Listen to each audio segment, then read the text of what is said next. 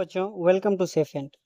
हम लोगों ने पिछले क्लास में स्ट्रक्चर ऑफ डबल बॉन्ड देखा था और उसमें देखा था कि डबल बॉन्ड के बीच में जो इलेक्ट्रॉन होते हैं ना, वो उतने अच्छे से प्लेस्ड नहीं होते हैं। अब अच्छे से प्लेस्ड नहीं होने का मतलब हुआ कि वहाँ जो है इलेक्ट्रॉन डेंसिटी ज़्यादा बढ़ जाता है। अब इलेक्ट्रॉन डेंसिटी ज़्यादा बढ़ा हुआ है तो वहाँ पे दूसरा जो इलेक्ट्रोफाइल है जिसे इलेक्ट्रॉन की ज़रूरत है वो आसानी से आके यहाँ पे क्या करेगा, अटैक कर लेगा। और अटैक करने के बाद क्या होगा, वो जो डबल बॉन्ड है वो ब्रेक करके सिंगल बॉन्ड बन जाएगा। ये सभी चीज़ें हमने देखा था किसके बारे में, डबल बॉन्ड के बारे में, क्योंकि वहाँ पे इलेक्ट्रॉन डेंसिटी क्या हो गया था, ज़्यादा हो गया था। इसके आगे हम लोग एल्केन में देखेंगे नोमेनक्लेचर, उसके बारे में देखते हैं। For nomenclatures of alkenes in IPC system the longest chain of the carbon atom containing double bond is selected, है ना। एल्कीन की जब हम नोमेनक्लेचर करेंगे तो उसमें जो कार्बन स्केलेटन है उसमें जो डबल बॉन्ड वाले कार्बन है उसको लेने के बाद लॉन्गेस्ट चेन की तरफ आगे बढ़ेंगे। Numbering of the chain is done from the end which is nearer to double bond, है ना। कहाँ से हमें नंबरिंग करना है, जो कि डबल बॉन्ड के क्या है, नज़दीक है, वहां से क्या करना है, हमें नंबरिंग स्टार्ट करना है। The suffix ene replaced ane of the alkanes, जो एल्केन में एन डाल रखे थे ANE, अब वो क्या हो जाएगा, ENE हो जाएगा, है ना। It may be remember that the first member of alkene series is CH2, है ना। जो फर्स्ट मेंबर है एल्कीन का वो क्या है, CH2, रिप्लेसिंग N/1 इन CnH2n, है ना।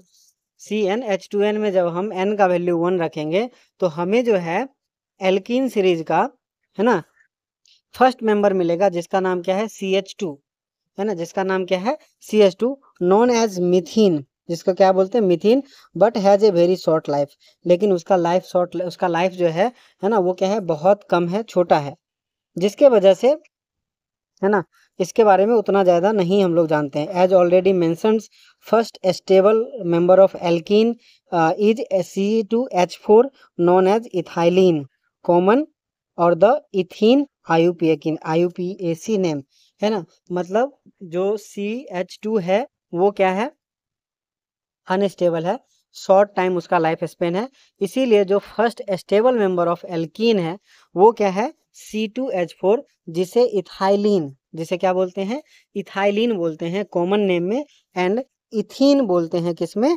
IUPAC नेम में। IUPAC name is the of the few member of alkene are the given below, कुछ मेंबर का IUPAC नेम जो है वो दिया गया है यहाँ पे, जैसे हो गया प्रोपीन, है ना, ये हो गया ब्यूट 1 इन, ब्यूट 2 इन, ब्यूटा, है ना, 1,3 डाइन। जब एक से ज़्यादा डबल बॉन्ड होगा तो जो एक जो है ए जो है वो यहाँ पे क्या करेंगे, इंक्लूड कर देंगे, ठीक है, एक ए यहाँ पे हो जाएगा तो ये हो जाएगा ब्यूटा, ठीक है। ये 2 मिथाइल प्रोप 1 इन हो गया, एंड ये हो गया 3 मिथाइल ब्यूट 1 इन। तो यहाँ पे क्या होगा, डबल बॉन्ड की हम लोगों ने एल्कीन की नेमिंग का कुछ एग्जांपल यहाँ पे हमने देख लिया। उसके बाद क्वेश्चन बोल रहा है, right IUPAC name of the following compound, इसमें से IUPAC नेम लिखना है फॉलोइंग कंपाउंड का। तो उसमें हमें क्या बोला गया था कि आप डबल बॉन्ड को लेके, है ना, डबल बॉन्ड के साथ आप क्या करो, डबल बॉन्ड के साथ लॉन्गेस्ट चेन चूज करो, ठीक है, डबल बॉन्ड के साथ लॉन्गेस्ट चेन चूज करो। तो यहाँ पे हम लोग देखेंगे तो नंबरिंग किधर से करेंगे,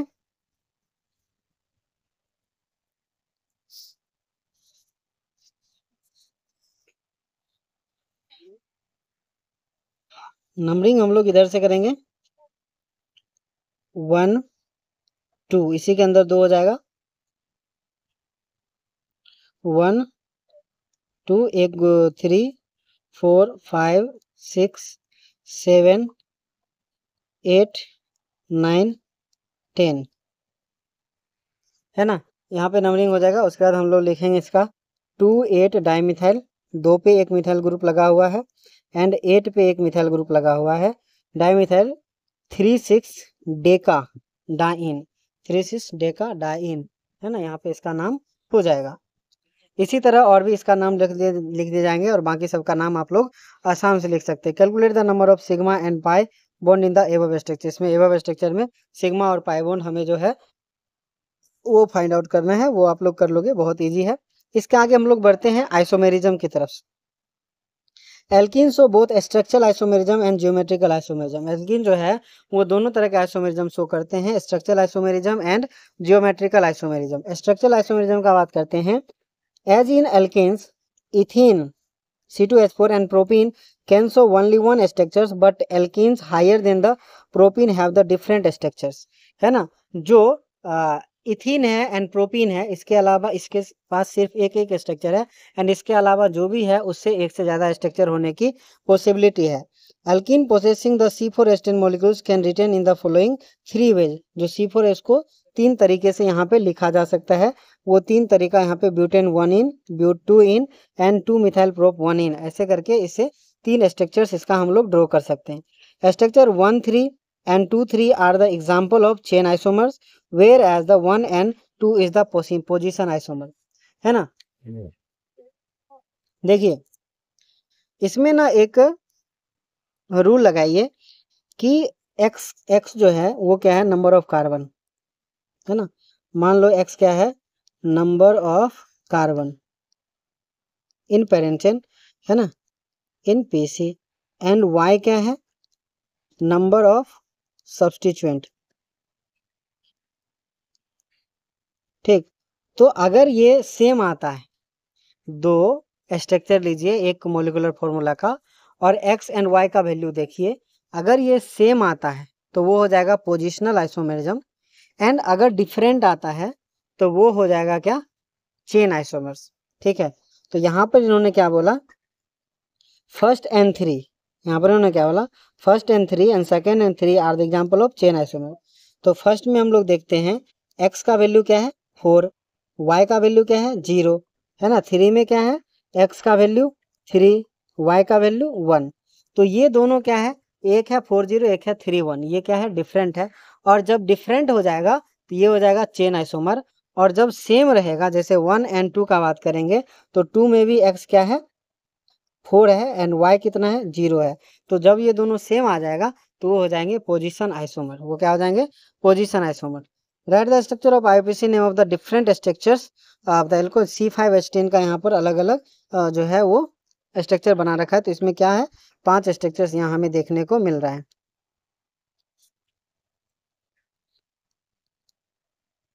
यहाँ पे हमें 5 स्ट्रक्चर देखने को मिल रहा है। तो C5H10 में क्या होगा, 5 स्ट्रक्चर मिलेगा। इसके बाद हम लोग बात करते हैं जियोमेट्रिकल आइसोमेरिज्म्स का।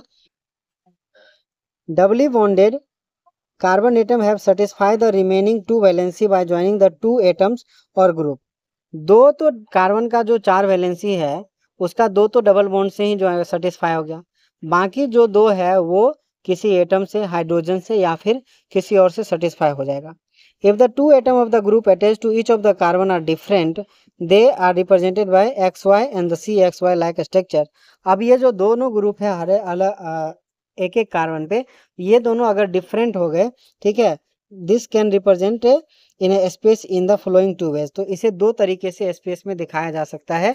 एक में क्या होगा, x एंड x, ये दोनों क्या होंगे, साथ में होंगे। दूसरे में x एंड x जो होंगे वो क्या होंगे, अलग अलग जगह पे होंगे। मतलब कि स्पेशियल अरेंजमेंट जो है वो यहाँ पे क्या हो गया, चेंज हो गया। In A, the 2 identical atoms, both X and X or the Y, lie on the same side and the double bond, but in B, 2X or 2Y across the double bond on the opposite side of the double bond. This result in different geometry A and B such that depositions of atom or group in space in the 2 arrangement is different, therefore the stereoisomerisms। तो space में अलग अलग different यहाँ पर क्या हुआ, arrangement हुआ, जिसके वजह से इसे क्या बोला गया, स्टेरियो आइसोमेरिज्म्स जो है वो बोला गया। They would have the same geometry if atom or the group carbon double bond can be rotated, but rotation around carbon double bond is not free। ये दोनों सेम ग्रुप है ना, तो ये दोनों सेम ग्रुप है, तो यहाँ पे आइसोमेरिज्म स्पेशल अरेंजमेंट शो नहीं करता। कब, जब कार्बन कार्बन जो होते हैं ना यहाँ पे रोटेशन कर पाता, but due to double bond ये रोटेट नहीं कर पाएगा, रिस्ट्रिक्शन रोटेशन है यहाँ पे, जिस वजह से ये क्या होगा, स्पेशल अरेंजमेंट में अलग अलग दिखने को मिलेगा। It is restricted. For understanding this concept, take 2 pieces of the strong cardboards and join with them with the help of 2 nails, और उसे 2 नेल से ज्वाइन कर दो, है ना। Hold the cardboard in 1 hand one hand and one hand in the try to rotate the other. एक को पकड़ो दूसरे को घुमाओ, नेल से ठोक दो दो कार्डबोर्ड को और एक को पकड़ो दूसरे से घुमाओ तो आपको पता चलेगा कि एक नहीं घूम रहा है। The you really rotate the other cardboards, can you really rotate the other cardboards? The answer is no, the rotation is restricted. यहाँ पे रोटेशन क्या हो गया? रिस्ट्रिक्टेड हो गया। Illustrates that, this illustrates that the restriction rotation of the atom or the group around the doubly bonded carbon atoms give rise the different geometries of the such compound। इससे क्या होता है? अलग अलग ज्योमेट्री मिलता है दो कार्बन के around. The stereoisomerism of this type of is called the geometrical isomerisms। The isomer of the type A in which the two identical atoms or group lie on the same side of the double bond is called cis isomer, and the other isomers B in the identical atoms or group lie opposite to the double bonded, उसे क्या बोला गया? Trans isomer बोला गया। cis isomer बोला गया, trans isomer बोला गया। ठीक है। Thus cis and trans isomer have the same structure but different configuration arrangement of the atom or the group in the space। Due to the different arrangement of the atom or group in space, these isomers differ in their property like melting point, boiling point, dipole moment, solubility। अब क्या है कि ये जो arrangement है space में अलग अलग अरेंजमेंट है, अलग अलग पोजीशन पे है, इस वजह से इसके कुछ प्रॉपर्टी जो होते हैं वो डिफरेंट आते हैं, जिसके अंदर क्या हो गया? मेल्टिंग पॉइंट अलग हो जाएगा, बॉइलिंग पॉइंट अलग हो जाएगा, डाइपोल मूवमेंट अलग हो जाएगा, सॉल्युबिलिटी अलग हो जाएगा, है ना। ज्योमेट्रिकल और the cis trans isomers but of the butene represented below, है ना। ब्यूटूइन का जो यहाँ पर है, एक में देखिए CH3 जो अपोजिट में है, CH3 सेम साइड पे है, ये हो गया सिस, ये हो गया ट्रांस। बॉइलिंग पॉइंट पे अगर गौर करें आप तो यहाँ पे बॉइलिंग पॉइंट क्या है? सिस का बॉइलिंग पॉइंट 277 है एंड ट्रांस का बॉइलिंग पॉइंट क्या है? 274 है। यानी कि सिस का जो बॉइलिंग पॉइंट है वो क्या है? ट्रांस के बॉइलिंग पॉइंट से ज्यादा है। Okay, trans butane boiling point जो है वो क्या है? सिस का ज्यादा है। Cis form of the alkene is found to be more polar than the trans forms, है ना। जो सिस वाला है वो क्या है? ज्यादा पोलर है, और ज्यादा पोलर है तो उसमें क्या होंगे? बॉन्ड भी क्या होंगे? थोड़ा मजबूत बनेगा, और मजबूत बॉन्ड बनने के वजह से वो क्या हो जाएंगे? इजीली बॉयल नहीं होगा, और इजीली बॉयल नहीं होगा तो उसका बॉइलिंग पॉइंट थोड़ा सा ज्यादा हो जाएगा। For examples, the dipole moment of cis butene is 0.33 dV, whereas the dipole moment of trans form is almost zero, and it can be said that the trans butene is non-polar, और trans butene को क्या बोल गया? non-polar बोल दिया। This can be understood by drawing the geometry of the two form of the given below, which is clear that the trans butene, the two methyl group opposite directions, therefore the dipole moment is the cancel, thus making the trans form non-polar, है ना। यहाँ पे कैसे non polar बन गया है उसके बारे में बताया है कि यहाँ से ये जो CH3 डालेगा और यहाँ से ये CH3 डालेगा, ये आपस में कैंसिल हो जाएगा, लेकिन इसमें कैंसिल नहीं हो रहा है। तो इस वजह से यहाँ पे क्या बोला है कि यहाँ पे डाइपोल मोमेंट 0 नहीं आया और वहाँ पे 0 आ गया है। ओके, तो यहाँ पे म्यू का वैल्यू 0, यहाँ पे म्यू का 0.33 रखा गया। In the case of the solid, in case of solids, it is observed that the trans isomer has higher melting point than the cis form, है ना। जब melting point का बात करेंगे, जब बॉइलिंग पॉइंट का बात करेंगे तो क्या हो जाएगा? ट्रांस से ज्यादा हो जाएगा सिस का, ठीक है। एंड मेल्टिंग पॉइंट का बात करेंगे तो सिस का क्या हो जाएगा? ट्रांस से कम हो जाएगा, तब ट्रांस का क्या हो जाएगा? ज्यादा हो जाएगा। Trans isomer higher melting point, इस तरह से हो जाएगा। ज्योमेट्रिकल और the cis isomers is also known as the also shown by the alkene of the type of the XY, मतलब कि दोनों ग्रुप जो हैं वो अलग अलग होंगे, मतलब चारों के चारों ग्रुप क्या हो जाएंगे? अलग हमें देखने को मिल सकता है।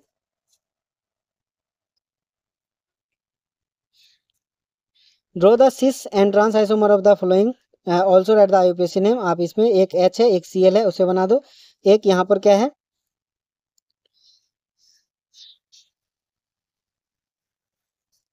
एक CH3 है और एक C2H5 है। यहाँ पर भी एक क्या है? CH3, एक C2H5 है, और ऐसे करके CH3 साथ में रखो। एक बार CH3 अपोजिट रखो, एक सिस बनेगा, एक ट्रांस बनेगा, इस तरह के आपको बन जाएगा। Which of the following compounds will the show the cis trans isomerism, इसमें से सिस और ट्रांस आइसोमर कौन शो करेंगे। यहाँ पर देखिए दोनों CH3 ग्रुप क्या है, सेम है। दोनों क्या है, CH3 ग्रुप जो है वो क्या है, यहाँ पर सेम है। अब CH3 ग्रुप सेम है तो यहाँ पर ये आइसोमर शो नहीं करेंगे, ये भी आइसोमर शो नहीं करेंगे। C2H6 ये एंड द C2 ये आपको शो कर जाएंगे। एंड CH3 यहाँ पर ClCH3 ये क्या अलग अलग है तो ये भी शो कर जाएंगे। Third and fourth in structure 1 and 2 two identical groups are attached to one another doubly bonded carbon atoms, है ना। तो अगर हम स्पेशल अरेंजमेंट चेंज भी करेंगे तो वहाँ पे हमें चेंज दिखेगा नहीं। तो ये हमारा एल्कीन के बारे में, एल्कीन के बारे में नोमेनक्लेचर और उसके स्ट्रक्चर के बारे में, सिस ट्रांस ये सभी आइसोमेरिज्म्स भी हमने पढ़ लिया। इसके आगे हम लोगों को पढ़ना है प्रिपरेशंस एंड उसके बाद रिएक्शंस पढ़ेंगे एंड आगे का अगले क्लास में पढ़ेंगे। थैंक यू सो मच, तो मिलते हैं अगले क्लास में।